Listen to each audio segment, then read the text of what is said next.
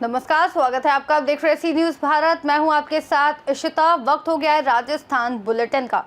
इस बुलेटिन में बात होगी भरतपुर की, जहां शहीद गुर्जरमल की प्रतिमा का अनावरण किया गया है। अगली खबर भी भरतपुर से है, जहां आरोपियों की गिरफ्तारी की मांग को लेकर रैली निकाली गई है।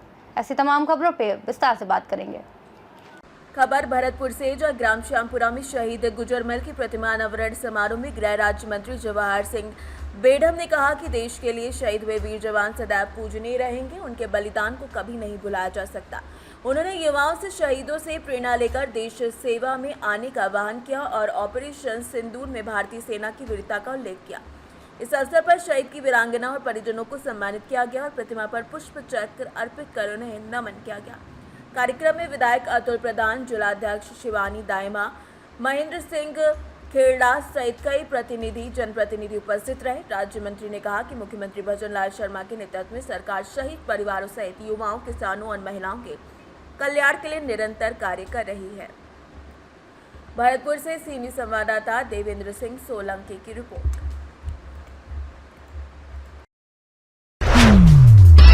भरतपुर से खबर है, जहां दहेज के लिए हुई गर्भवती महिला सुदर्शना की हत्या के आरोपियों की गिरफ्तारी की मांग को लेकर परिजनों और ग्रामीणों ने कुम्हेर गेट से आईजी ऑफिस तक रैली निकाली।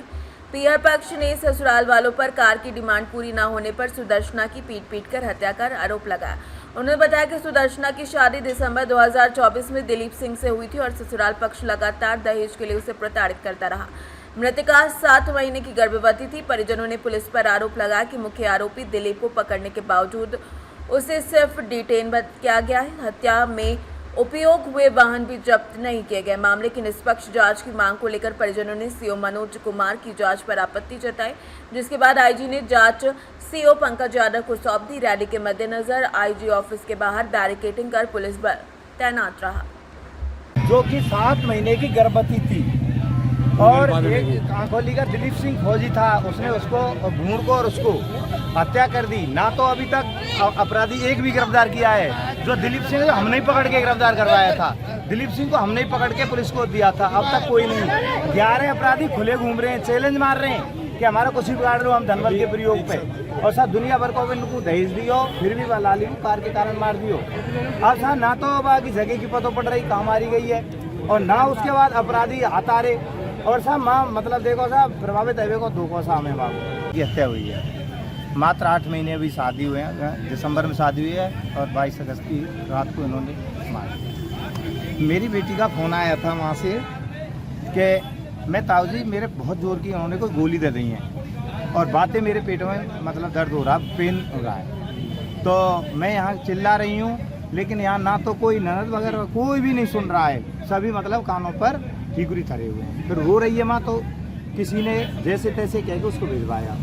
तो 2 बजे से निकला है और जो ये टोल प्लाजा पड़ता है गुंडवा का, यहाँ आने में और उसको 6 बज गए। हम कहाँ डोला लाली, तो फिर फ़ोन आया लाली को 6 बजे। क्या 6 बजे आया तो वो पूछ रहे हैं हम क्या बेटा कहाँ गई? बोली अभी तो ये गाँव में ढूंढ रहा है कि गाँव में घूम रहा है, जो करो मैं रास्ता भटक गया हूँ।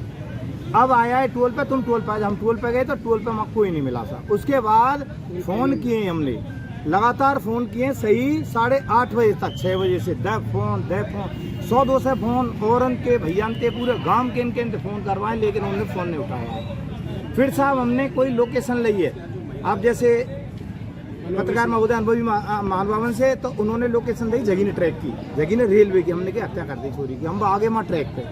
भरतपुर से सीनियर संवाददाता देवेंद्र सिंह सोलंकी की रिपोर्ट।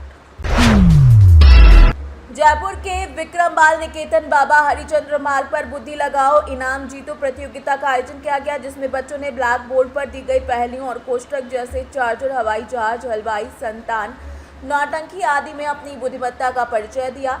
विद्यालय की प्रधानाचार्य मीरा कुमारी ने बच्चों में प्रतिभा निखारने और उन्हें आगे बढ़ाने का अवसर देने की बात कही। साथ ही साथ महावीर तवानिया और दिव्यांश सेन को पुरस्कृत किया गया। बता दें कि कार्यक्रम की सलमा खातून और रहीमा खातून ने सराहना की। में बुद्धि लगाओ पुरस्कार प्राप्त करो प्रतियोगिता का आयोजन किया गया। जिसमें कई बच्चों ने भाग लिया था। उनमें सर्वश्रेष्ठ 2 बच्चे आए, एक तो तवानिया और दूसरा सैन। इन्होंने अच्छा जवाब देकर के और अपनी प्रतिभा का परिचय देकर के और पुरस्कार प्राप्त किया है।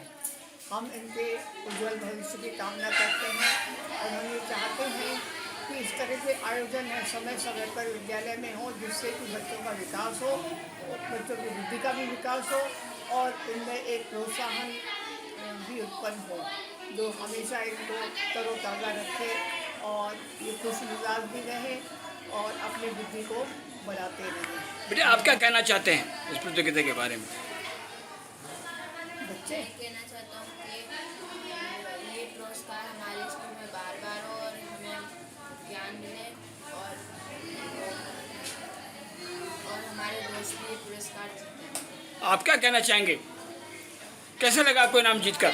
मुझे इनाम जीत के बहुत अच्छा लगा सर। और आप क्या बोलना चाहेंगे? आप क्या संदेश देना चाहेंगे अपने स्टूडेंट्स को? मैं ये संदेश देना चाहूँगा कि अगली बार ये प्रोग्राम हो तो मेरे सारे दोस्त इसके अंदर भाग ले और अगली बार अच्छे नंबर लाए और जीते।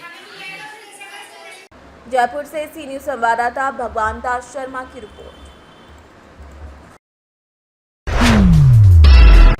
खबर जोधपुर से है, जहां पर प्रतापनगर क्षेत्र में गणेशोत्सव के तहत एक अनूठी गणपति प्रतिमा विराजी है, जिसमें भगवान गजानन के साथ 51 चूहे भी दिखाए गए हैं। ये विशेष प्रतिमा जी नगर समाज के सूरजमल पवार ने अपने परिवार और बच्चों के साथ मिलकर तैयार की है। गणपति की इस अनोखी झांकी ने लोगों का ध्यान आकर्षित किया और इसका वीडियो सोशल मीडिया पर खूब वायरल भी हो रहा है। जोधपुर से सी न्यूज़ संवाददाता आनंद शर्मा की रिपोर्ट।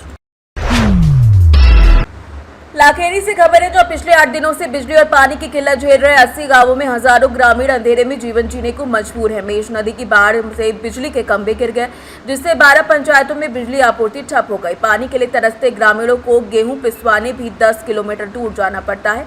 लबान क्षेत्र से गुजर रही अधूरी 8 लेन सड़कें और उस पर बढ़ते भारी ट्रैफिक ने स्थिति और बिगाड़ दी है। ग्रामीणों का आरोप है कि पीडब्ल्यूडी द्वारा 35 लाख की लागत से बनाई गई पुलिया बारिश में बह गई और 70 साल पुरानी पुलिया पर डंपर ट्रॉले निकलने से वो भी जर्जर हो चुकी है। इससे कोटा सवाई माधोपुर मार्ग बाधित हो गया है। ग्रामीणों ने बूंदी जिला कलेक्टर से गुहार लगाई, जिस पर कलेक्टर अक्षय गोदारा ने 8 लेन मार्ग पर 1.5 महीने के लिए इसे बंद करने और पुलिया की मरम्मत और यातायात बहाली करने के निर्देश दिए हैं। वहीं एसडीएम अरविंद शर्मा ने 24 घंटे में बिजली आपूर्ति बहाल करने का आश्वासन दिया है, जबकि विभाग कापरेन से वैकल्पिक आपूर्ति की योजना पर काम कर रहा है। लाखेरी से सी न्यूज़ संवाददाता सुरेश कुमार पटेरिया की रिपोर्ट।